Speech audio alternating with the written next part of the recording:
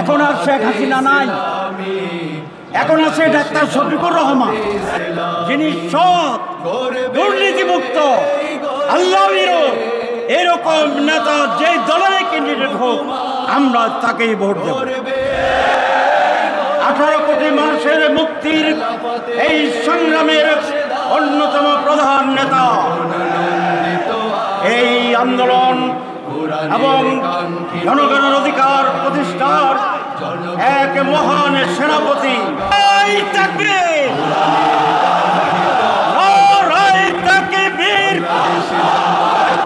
আমিরে জামাত, আমিরে জামাত, জিন্দাবাদ, জিন্দাবাদ।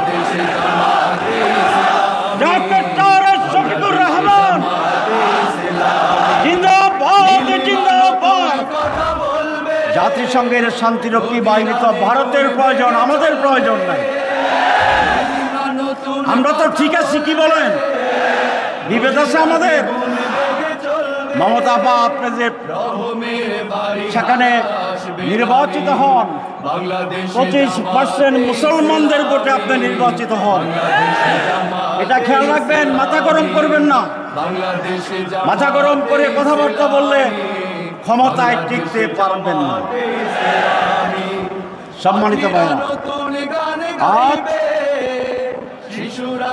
বাংলাদেশে প্রায় 60 বছর হয়ে যায় আমরা স্বাধীন হয়েছি। আমাদের দুর্ভাগ্য কি সৌভাগ্য জানি না, আমরা বলেছিলাম আমরা স্বাধীনতা অর্জন করি কিন্তু স্বাধীনতা পরিপূর্ণ করতে পারি না।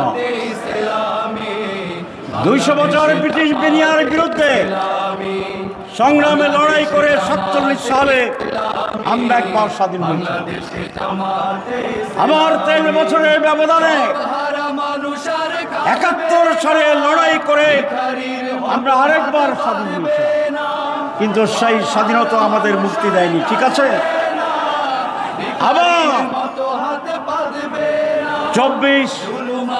5ই আগস্ট আমরা নতুন করে দ্বিতীয় স্বাধীনতার কথা বলছি, ফ্রিডম 2, ইন্ডিপেন্ডেন্স 2, স্বাধীনতা 2।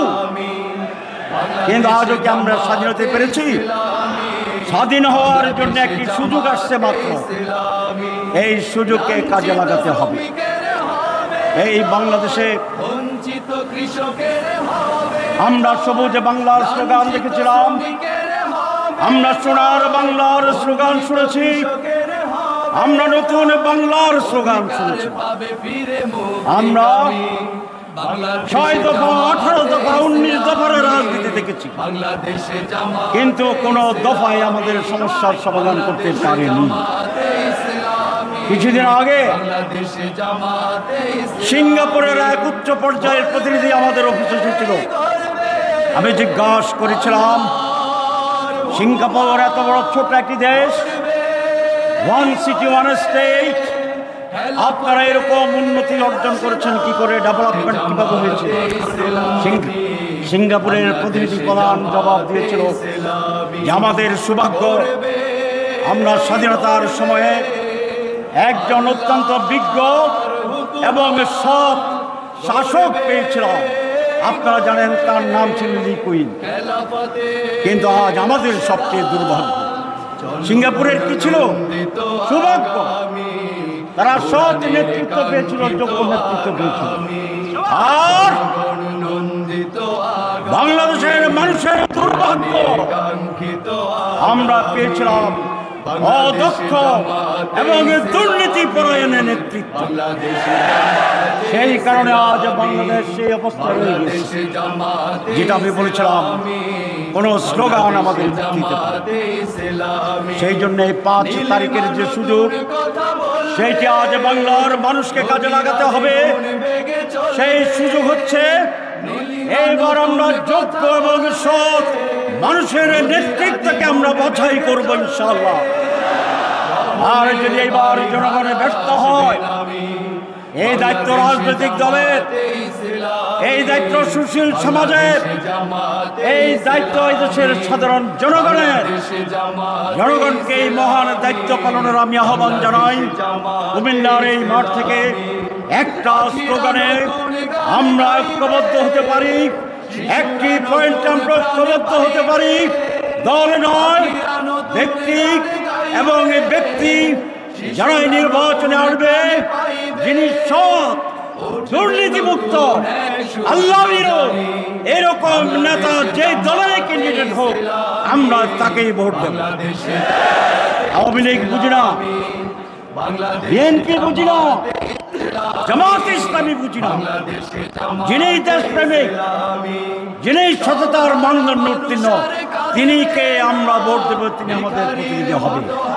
এই সিদ্ধান্ত যদি বাংলার মানুষ নিতে পারে, তাহলে 5 আগস্টের যে রক্ত জীবন দিয়ে আমরা যে অর্জন করেছিলাম, যেই সংগ্রামে বাংলার রাজপথে রক্তালোড়ন হয়ে গিয়েছিল, আমাদের সবুজ প্রান্ত মানুষের লাশে ভরে গিয়েছিল, সেই ত্যাগ আমরা সত্যিকার ভাবে মানুষের জন্য কাজে লাগাতে পারি। আমি বেশি কথা বলতে চাই না। বাংলাদেশ জামাত ইসলামী গতানুগতিক অর্থের কোন রাজনৈতিক দল নয়। সৎ মানুষ, ভালো মানুষ, যোগ্য মানুষ তৈরির কারখানা। আমরা সততার পরীক্ষায় উত্তীর্ণ হয়েছি, ঠিক কিনা? ভালো মানুষের পরীক্ষা জামাত উত্তীর্ণ হয়েছে, ত্যাগের পরীক্ষা জামাত উত্তীর্ণ হয়েছে। সুতরাং দেশবাসী, আসুন একবার আপনারা জামাতে ইসলামীকে পরীক্ষা করার সুযোগ গ্রহণ করুন। ইনশাআল্লাহ আমরা মানুষের সাথে প্রতারণা করব না, আমরা মানুষকে হতাশ করব না। আমরা সৎ যোগ্য শাসনের ভিত্তিতে একটি কল্যাণের রাষ্ট্র কায়েম করে মানুষের অধিকার নিশ্চিত করব ইনশাআল্লাহ। আমি সবিশেষে যেটা বলতে চাই, এই কুমিল্লা নতুন আমিরে জামাত বারবার বঞ্চিত হচ্ছে। পাকিস্তান আমলে এই কুমিল্লার বিশ্ববিদ্যালয় তৈরির সব সিদ্ধান্ত হয়েছিল, বিশেষ এক ষড়যন্ত্রে সেটি চট্টগ্রামে পরিবর্তিত হয়ে গিয়েছে। যাই হোক, আমরা যখন এমপি ছিলাম, কুমিল্লার সকলে ঐক্যবদ্ধ হয়ে আমরা একটি বিশ্ববিদ্যালয় স্থাপন করতে সামর্থ্য হয়েছি। আমাদের এখন দুটি বড় দাবি। কুমিল্লায় এয়ারপোর্টের জায়গায় সরকারিভাবে অ্যাকোয়ার করা আছে, চিহ্নিত করা আছে, অনেক রাস্তাঘাটও তৈরি হয়েছে।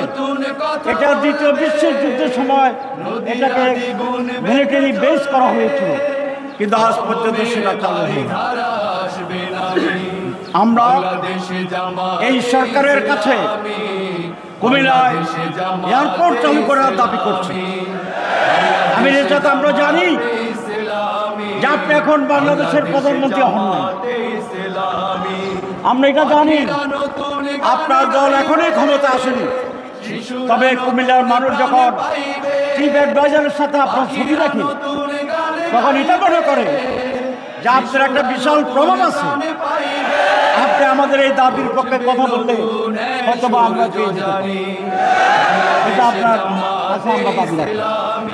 আমাদের একটা বড় দাবি, সেটা হচ্ছে কুমিল্লা বিবেক স্থাপন করা। আপনারা এটার পক্ষে আছেন? যারা নাই তারা হাত তোলেন।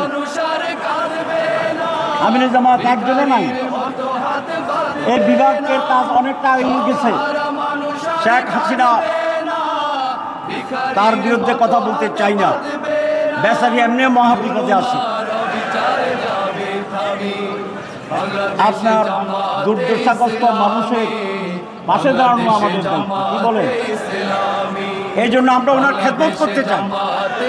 এই জন্য বলছি ওনাকে আমাদের কাছে ফেরত দেন। ভারতের কোথায় আছে এটা ভারত কিন্তু প্রকাশ করে না, তাহলে আমরা খেদমত কেমনে করি?